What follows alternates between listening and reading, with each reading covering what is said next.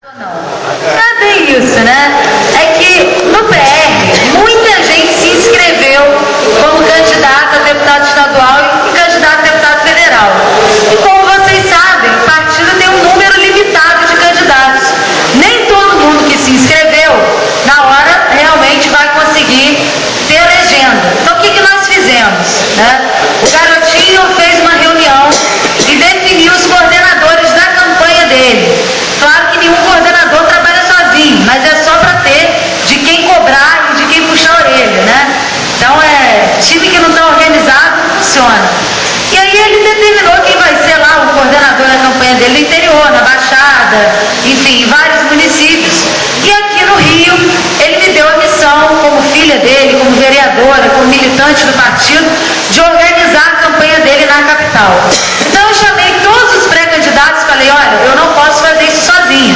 Né? A cidade é muito grande, além disso eu sou vereadora, as pessoas contam comigo, tem o nosso trabalho que a gente tem que tocar. Hoje eu não vim aqui para falar sobre o meu trabalho de vereadora, vim aqui para a gente conversar sobre a campanha, mas eu trouxe para vocês o nosso jornal de prestação de contas, para vocês saberem um pouco do que a gente está fazendo lá na Câmara de Vereadores. Então eu chamei os candidatos e falei, olha, eu quero repartir essa missão junto com vocês. E aí eu falei, olha, são muitos candidatos, nós vamos começar fazendo as reuniões com os nossos pré-candidatos, até para ver quais os candidatos que realmente estão se organizando, quais os candidatos que realmente estão se estruturando para essa eleição. Porque não adianta, às vezes, né? Muita gente se inscreve, não é o caso do Itagibe, mas aí é um candidato que não se organiza, que não tem gente, o candidato que está sozinho, não tem como, né? Eu até brinquei lá na nossa reunião com os pré-candidatos, falei, olha, o candidato pode dizer que ele não tem um salão para fazer reunião, o candidato pode dizer que ele não tem carro de som, o candidato pode dizer que ele não tem cadeira, o candidato pode não ter tudo. Agora, candidato que não tem gente, aí esse não pode ser candidato, né? Então nós estamos começando a fazer uma rodada de reuniões com os nossos candidatos na cidade, para ver quais são os candidatos que têm o maior potencial eleitoral. E eu estou muito feliz com o que eu estou vendo aqui, porque nós pedimos reuniões que não fossem reuniões com multidão. Porque para fazer reunião com multidão, você chega dentro, né, de uma comunidade, um bairro, chama as pessoas, pede ao pastor, mobiliza todo mundo da igreja, mas esse não é o objetivo. O objetivo é para fazer uma reunião com as lideranças que estão apoiando os nossos candidatos. E aqui eu estou vendo que realmente só tem lideranças. Aqui tem pré-candidatos, aqui tem pastores, aqui tem lideranças comunitárias, aqui tem pessoas com muito peso eleitoral.